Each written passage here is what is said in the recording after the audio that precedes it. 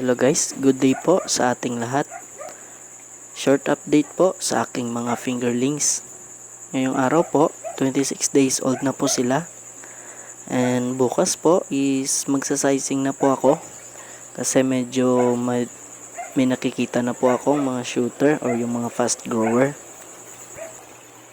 Kasi pag hindi natin naagapan at hindi agad na sizing, sayang naman po yung kanilang makakain na mga maliliit pa.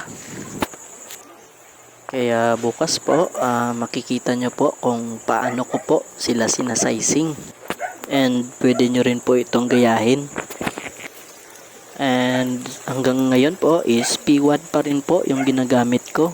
Yung Ocealis po, 0.6 mm, yung laki ng feeds.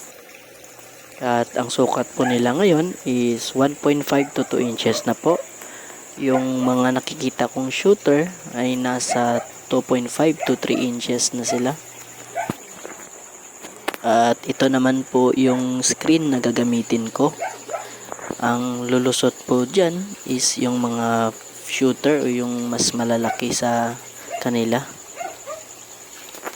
Bukas po makikita nyo po kung paano ko po ito gagamitin. So yun lang po, i-update ko po kayo bukas sa pagsasizing sa kanila. So abangan na lang po ang aking susunod na upload.